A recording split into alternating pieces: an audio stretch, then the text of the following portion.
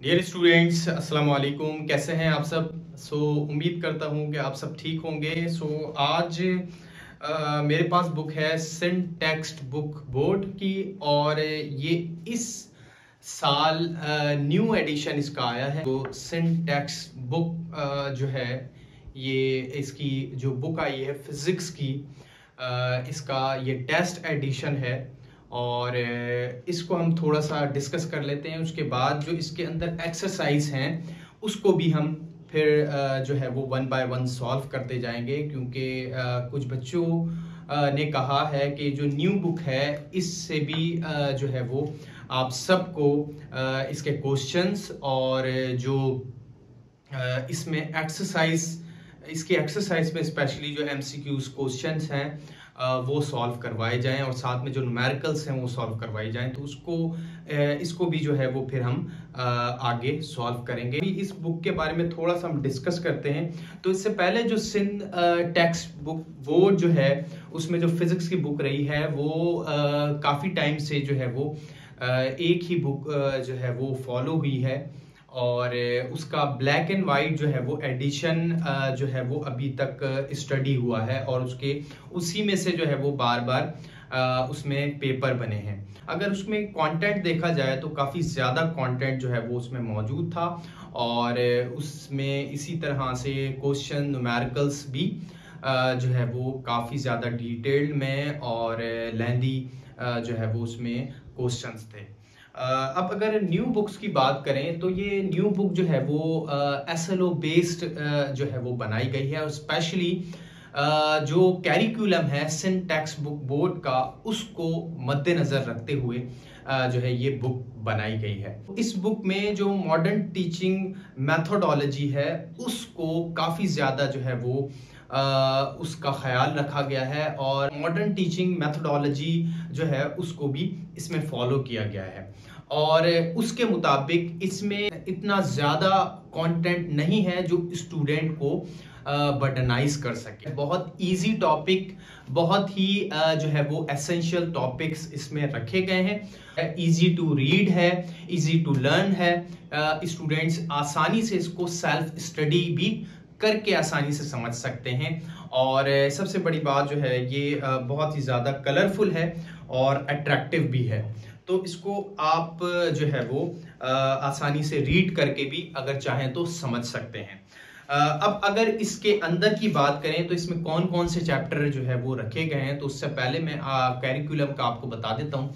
जो syntax book board का जो कैरिकुलम है जो फिजिक्स का, स्पेशली ग्रेड 11 का, उसमें इस फिजिक्स के जो है वो 3 हिस्से बनाए गए हैं। पहला हिस्सा जो है वो सेक्शन का रखा गया है, जिसमें जो बुक है उसके सेक्शन होंगे, उसके जो चैप्टर्स हैं या फिर टॉपिक हैं उसके सेक्शन होंगे। उसके बाद फिर उसके यूनिट्स आएंगे यानी कि चैप्टर्स।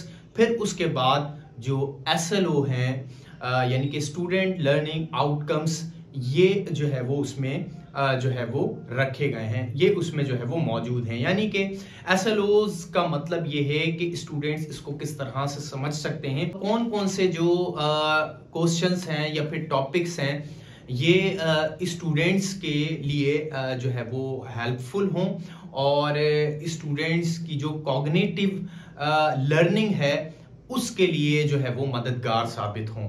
तो ये जो है वो इसको एसएलओज कहते हैं, और इसके मुताबिक जो है वो ये जो है वो कैरिकुलम इसका रखा गया है। अब सेक्शन में आपको बता दूं कि अगर ग्रेड 11 और 12 दो हिस्सों में अगर हम सेक्शन को देखें तो ये 8 सेक्शन हैं इसके टोटल। 4 सेक्शन हैं ग्रेड 11 यानी कि फर्स्ट ईयर बुक के, और 4 सेक्शन हैं इंटर यानी कि ग्रेड 12 के। ग्रेड 12 की बुक अभी नहीं आई है प्रिंट होके, लेकिन वो प्रोसेस में है, मे बी के नेक्स्ट ईयर में आ जाए। तो ग्रेड 11 के जो 4 सेक्शन है उसमें पहला सेक्शन जो है वो जनरल फिजिक्स का है, दूसरा सेक्शन मैकेनिक्स का है, तीसरा सेक्शन इलेक्ट्रिसिटी का है, और चौथा सेक्शन जो है वो वेव एंड कम्युनिकेशंस का है। अब ये जो 4 सेक्शन है ये मेन सेक्शन है, मेन आउटलाइन है जो है वो टॉपिक्स की या फिर चैप्टर्स की। अब इसमें कौन कौन से चैप्टर हैं, तो पहले जनरल फिजिक्स में मैं आपको बता दूं। जनरल फिजिक्स में हमारे पास जो इंट्रोडक्शन है ये आ जाता है, और साथ में जो मेजरमेंट के जितने भी टॉपिक्स हैं या फिर इसके जो चैप्टर हैं ये आ जाते हैं। तो जनरल फिजिक्स में ये जो है वो ये पोर्शन आता है, ये हिस्सा आता है। अब जो दूसरा पोर्शन है मैकेनिक्स का, ये बहुत ही ज्यादा इंपॉर्टेंट है। इसमें कौन कौन से चैप्टर हैं ये मैं आपको बता देता हूं। मैकेनिक्स में हमारे पास है किनेमैटिक्स, ये एक जो है वो यूनिट है, इसका चैप्टर है। दूसरा है डायनामिक्स, तीसरा है रोटेशनल एंड सर्कुलर मोशन, और जो चौथा है ये वर्क एनर्जी एंड पावर, और पांचवा स्टैटिक फ्लूइड, और जो छठा है ये फ्लूइड डायनामिक्स है। तो यानी कि मैकेनिक्स से रिलेटेड जितने भी टॉपिक्स हैं जिसमें मोशन का और रेस्ट जो है उसका जिक्र होता है, उसकी स्टडी होती है, वो इस मैकेनिक्स के अंदर तमाम ही यूनिट्स आ गए, यानी कि ये चैप्टर्स आ गए हैं। तीसरा सेक्शन जो इलेक्ट्रिसिटी का यहाँ पे रखा गया है, वैसे तो इलेक्ट्रिसिटी अगर प्रीवियस बुक में देखें तो वो सेकेंड ईयर यानी कि ग्रेड 12 के अंदर रखी गई है, लेकिन इस मर्तबा ये जो न्यू बुक है इसमें ग्रेड 11 में ही ये चैप्टर रख दिया है, ताकि जो लर्निंग है स्टूडेंट्स की ये जो है वो अच्छी हो सके, और जो कॉन्सेप्ट है ये इसका जो है वो बेसिक कॉन्सेप्ट जो है ये और स्ट्रॉन्ग हो सके। तो इलेक्ट्रॉनिक्स में हमारे पास है कैपेसिटर, इलेक्ट्रिक फील्ड, कैपेसिटर्स,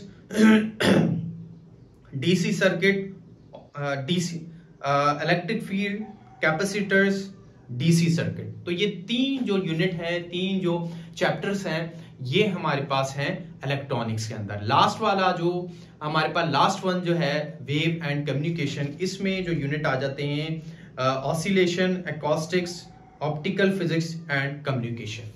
तो ये जो है वो चार चैप्टर लास्ट के सेक्शन है, वेव एंड कम्युनिकेशन, ये इसके अंदर आ जाते हैं। अब अगर हम प्रीवियस जो है वो बुक में देखें तो कम्युनिकेशन चैप्टर भी नहीं था, ये भी चैप्टर जो है वो इसमें शामिल किया गया है। ये तो हो गया हमारे पास सेक्शंस और यूनिट। अब बात कर लेते हैं एसओलोज। एसओलोज को तीन हिस्सों में डिवाइड किया गया है, जो कि बच्चों की लर्निंग जिसके ऊपर डिपेंड करती है। उसमें से पहला है अंडरस्टैंडिंग बेस्ड, दूसरा है नॉलेज बेस्ड, तीसरा है वो है एप्लीकेशन बेस्ड। यानी कि ये तीन एसएलओज जो हैं ये कॉग्निटिव डोमेन के अंदर आते हैं, जिसमें अंडरस्टैंडिंग, नॉलेज और एप्लीकेशंस होती हैं। तो ये जो है इसकी कैरिकुलम बेस्ड जो मैंने आपको थीम बताई ये कंप्लीट हो गई। बात कर लेते हैं इसके वेटेज की। तो यहाँ पे एक हिस्सा जो है वो वेटेज का भी रखा गया है। वेटेज का मतलब होता है कि अगर 100% आपने सिलेबस बनाना है तो उसका कितना परसेंट आपने कौन सा चैप्टर जो है वो रखना है।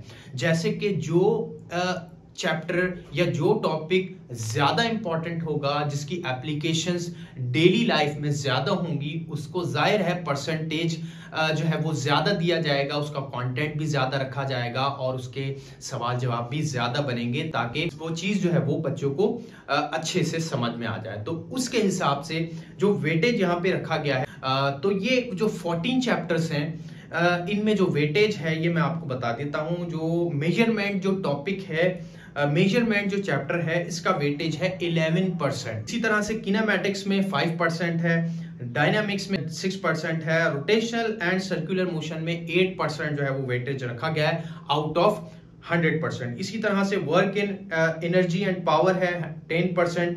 फ्लूइड स्टैटिक्स ये चैप्टर जो है वो इसमें शामिल किया गया है। इसी तरह से फ्लूइड डायनेमिक्स भी शामिल किया गया है, जो कि सिंध टेक्स्ट बुक बोर्ड में पहले नहीं था, और ये अब इसमें शामिल किया गया है, जो कि बहुत ही ज्यादा जो है वो एक अच्छा इनिशिएटिव है, क्योंकि फ्लूइड डायनेमिक्स की एप्लीकेशन भी रोजमर्रा जिंदगी में बहुत ज्यादा है, इसलिए इसकी इंपॉर्टेंस है, जिसकी वजह से इस चैप्टर को शामिल किया गया है।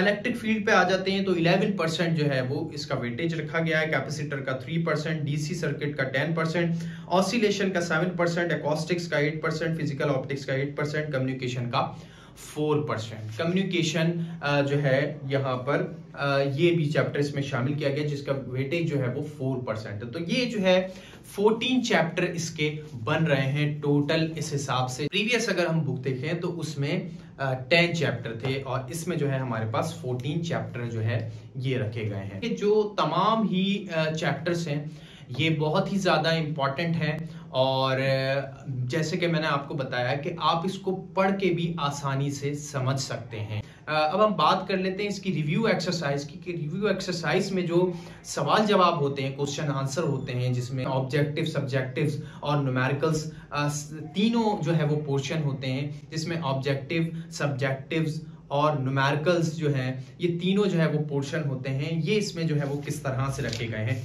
तो एक जो है वो यूनिट यानी कि मेजरमेंट को हम डिस्कस कर लेते हैं, फिर इसके बाद हम इसके एमसीक्यूज को जो है वो सॉल्व करेंगे, इसके सवाल जवाब को सॉल्व करेंगे और इसके न्यूमेरिकल्स भी सॉल्व करेंगे। One by one, step by step हम सॉल्व करेंगे।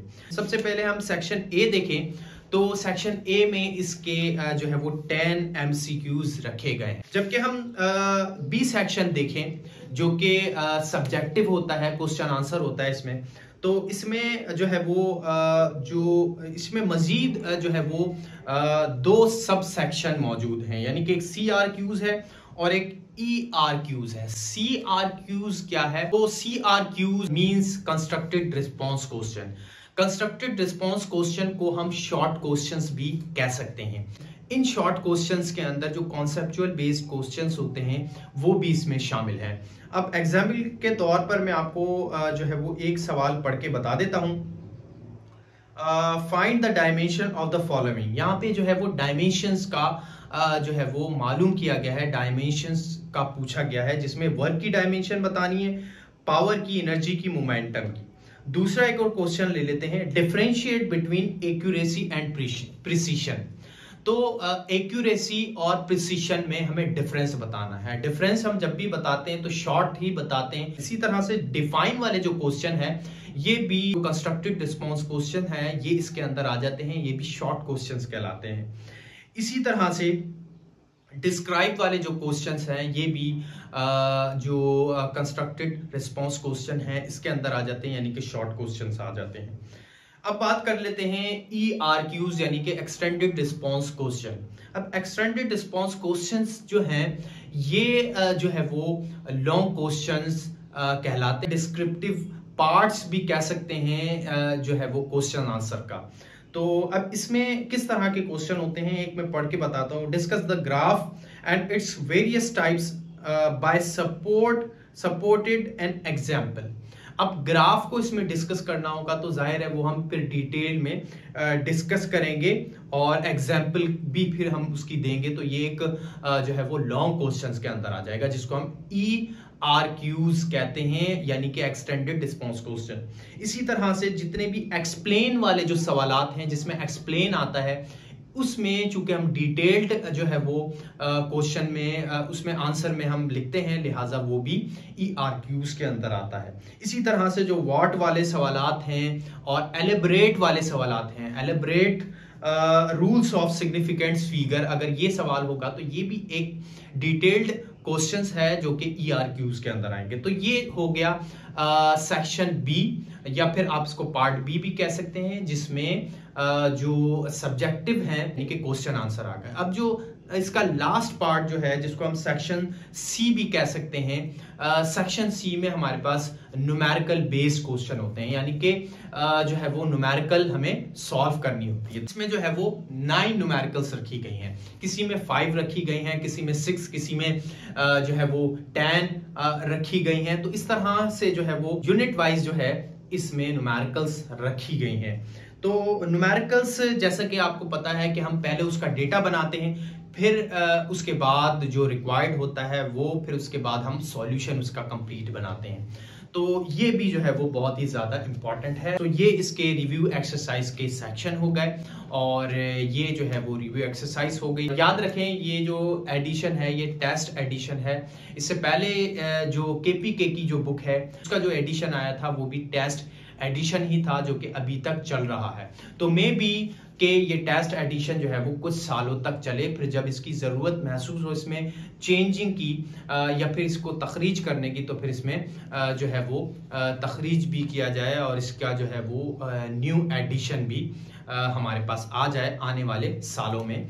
और फिर इसके बाद जो है वो मे बी नेक्स्ट ईयर तक हमारे पास जो ग्रेड 12 है उसका भी एडिशन हमारे पास आ जाए। तो ये जो है वो इस बुक्स के बारे में थोड़ा सा हमने डिस्कशन की। अब हम इसके क्वेश्चन आंसर जो है वो सॉल्व करते हैं। अगर ये वीडियो पसंद आई हो तो इसको लाइक और शेयर जरूर करें। अपना ख्याल रखें, मिलते हैं आपसे फिर नेक्स्ट वीडियो में। जब तक के लिए thank you so much, Allah Hafiz.